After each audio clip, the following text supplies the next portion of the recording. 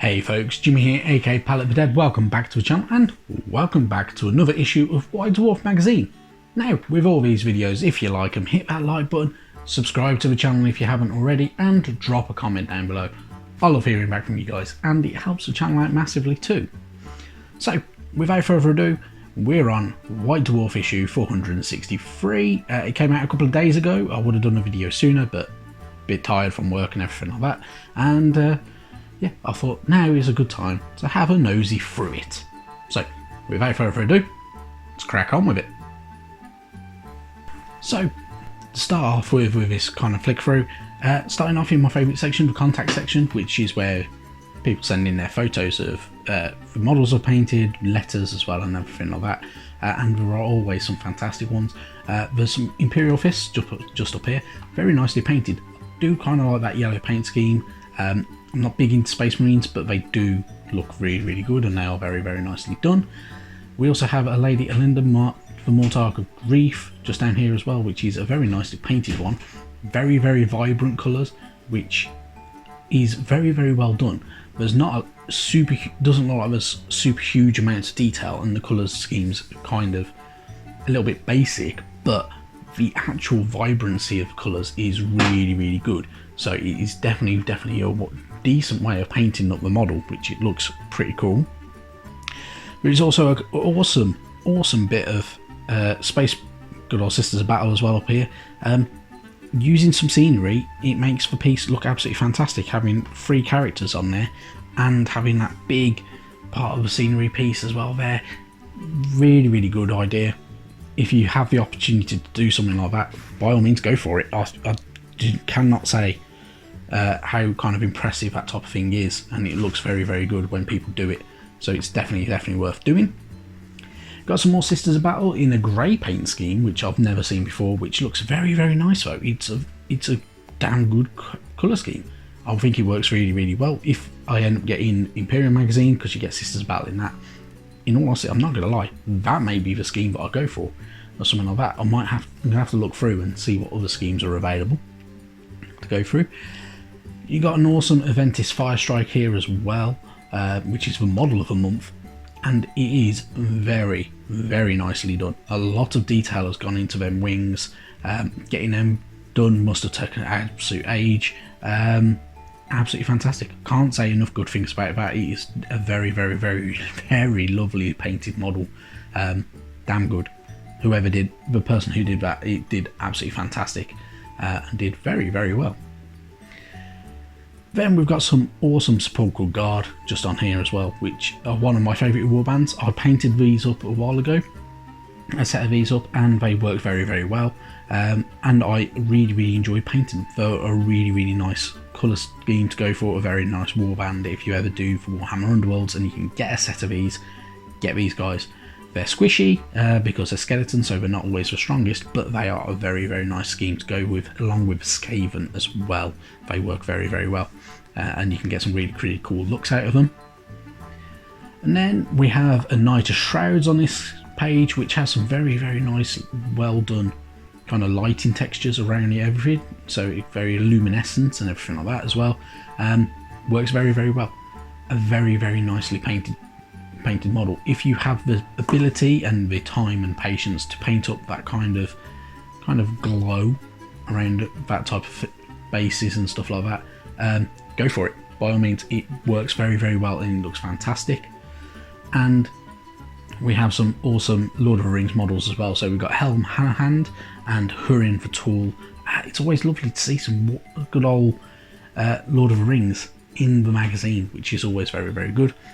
So yeah, always nice to see a bit of them on the go as well in the magazine, which is really good stuff. Going into the magazine a little further, the Galactic War Hosts, showing off one of the different armies that you can paint up and everything like that and model. This one is Adeptus Mechanicus, and I must say I'm quite impressed with it. I really quite like this scheme, and it works very nicely. It is the Skitarii Legions of the Forge World Metalica, and not to be confused with the band Metalica, and the scheme is actually really nicely looks really cool. It has a very kind of greyish and red, which works very nicely with each other. Genuinely a very, very nice scheme. If you are going to paint these up, by all means go for it. I think they look very, very nice. I must admit, I quite like these, and I think I would be tempted to do maybe that scheme. I think that looks really, really good. It works very, very well. The person who painted these up as well has done some very, very nice kind of distressing under bottom of cloaks and everything like that, and them long coats that the Skitarii are wearing to make it look like they have been trampling through the dust and the mud and everything like that. Nice bit of weathering, which is always a very, very good sign, and always very, very nicely done when painters do that as well, which is pretty damn cool. And of course loads of other bits and pieces as well, going through all of it. The little how to paint guide as well, if you do want to paint it up, is of course there as well, so kind of giving you some ideas of how to do the actual scheme and make them look pretty cool. And any flesh as well, if you need to paint flesh, which is a very greeny kind of flesh, which is you know, not very healthy, but you know, it is a 41st millennium, so who knows, maybe that's how people evolved into greenish creatures. Yeah, sure. So yeah, but yeah, that's a very, very nicely done bit there. Going a little bit further in, there is a section about for the Golden Demon. It's a winner's challenge, and it is Faith Under Fire. Some really, really fantastic kind of set pieces, dioramas, everything like that have been kind of created, including having a pink horror attacking a sister of battle just down here as well, in the red armor, which is pretty cool, and having it kind of clinging on to a building and kind of leaping to attack, which looks really, really cool. Having Sisters of Battle going up against some good old followers of Nurgle just down here, and some Poxwalkers and everything like that, including the massive tentacles coming out of one of them. Is a really, really, really nice bit of piece, and it's kind of like they're holding the line against these followers of Nurgle, which is pretty cool. And some more Sisters of Battle, because you know, Sisters of Battle are very, very faith orientated, so there seems to be a lot of Sister of Battle going on, and kind of having a like, makes it look like there's a last stand going on between the faith of the Sisters of Battle going up against the forces of evil and everything like that, including some gene stealers and some princes of kind of priests and stuff like that as well.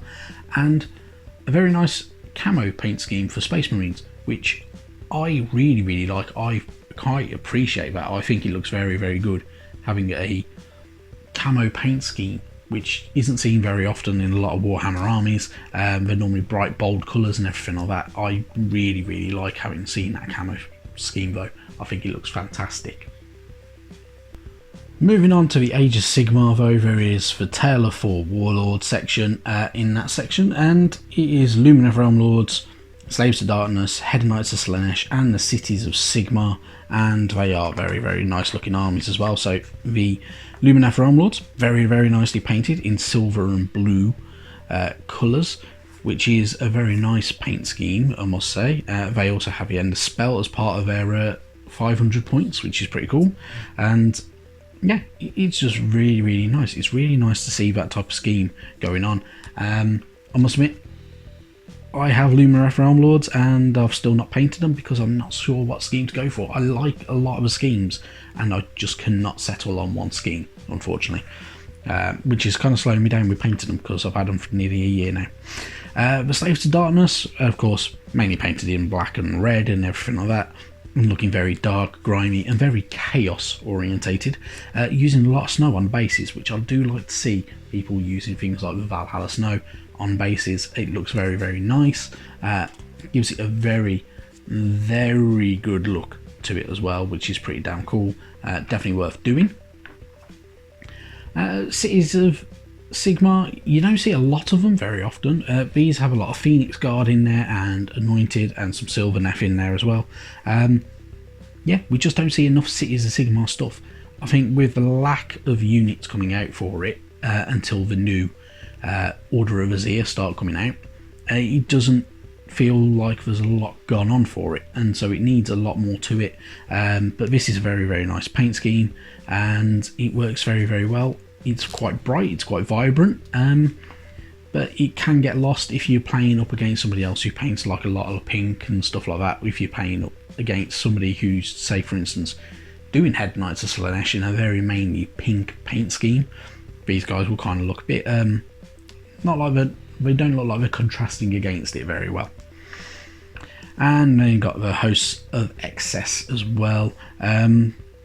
Unusually painted. They're not so bright and vibrant as they normally are. They're quite kind of dulled down and very grey, which is quite unusual, I'm not going to lie. But it looks really, really cool. It does work very, very well. It's a nice paint scheme. It does exactly what it needs to do. It makes the scheme stand out very, very different. It looks pretty cool as well to go with it. So yeah, very nice to see some Slaaneshi chaos creatures involved in everything for once. In this month's magazine as well, there is a section by the heavy metal team on painting non-metallic metals. So non-metallic metals, if you're not sure what they are, is painting up a very metallic look without using metallic paint. So no Retributor armor, no Stormhost silver or anything like that, using your average layers to create a metallic look, something that looks like it is reflecting the light. It is very, very metallic looking, and it's all to do with these tiny little layers just in the right spot, so these little highlights that make it look absolutely perfect and can get a very nice look. There is a paint, kind of a step-by-step guide of how you can do it as well, which is pretty cool, and also how to do non-metallic silver, which is also a very, very nice look. Must admit, it's a kind of skill I've not perfected, so if you have got the opportunity to perfect it and everything like that, or you want to learn how to do it, this is a very, very good scheme and a very, very nice way of doing it. Definitely worth picking up a copy of the magazine just so you have it on hand at all times, so you can keep going with it as well. And as per usual, at the end of the magazine there is of course the Inside the Studio section. So this is people who work obviously for the studio and stuff like that, and what they've been doing randomly as little side projects for themselves. So you've got some very green, good old Sons of Medusa just up there. We also have some very interestingly green, very green and blue Nighthorns as well, just at the bottom here, which are very, very actually quite nice, and it's a decent scheme. It's not too bad. Very, very bold greens going on. Yeah, it's good. It's a good scheme. Very unusual to see that type of scheme going on as well. So it does stand out a lot more than usual. So it's always nice to see some more standout kind of colour schemes, especially with Nighthorns as well, because it's so open to do what you want with it. You don't have to use very heavy solid colours or anything like that. You can do what you want. You can kind of mix and match them. You can paint them all very contrasting styles. So like for instance with my chain rasps, they're red mainly as a top cowl and everything like that, and then kind of very kind of made to look wispy underneath and everything like that. You could do that. You can have them browns and everything like that if you wanted to. You have a wealth of options available to you with Nighthorn that you can just tinker around with, which is pretty cool. There's no kind of dedicated paint schemes per armies, which is why none of my Nighthorn look the same. There's loads of different little schemes going on, and I do paint them up as differently as possible. And painting up these guys up, which are all your kind of like your heroes and your leaders, in a certain colour scheme works. In all honesty, it makes them stand out. It makes them stand out quite heavily too. And then there is some awesome good old an army worthy of Mordor, some wargs, there is the Lord Sauron himself, the Mouth of Sauron, some orcs, some Nazgul. Very, very cool. It's always nice seeing more Middle Earth warriors and everything like that, and kind of schemes and paint armies. What Lord of the Rings is how I started in this hobby. Good old went about 16 years ago. So I have a very big soft spot for good at any Lord of the Rings models, especially when they feature in magazines and everything like that, because I feel like they've been neglected for far too long. Finally though, of course, next issue of the magazine goes on sale on the 21st of May. Yeah, should be really, really good. It'll be really nice to see some more stuff. Hopefully there's a lot more in there and a lot more we can talk about. But for now, that is where I'm going to end it. Thank you very, very much for watching, and I'll catch you next time. Bye bye now.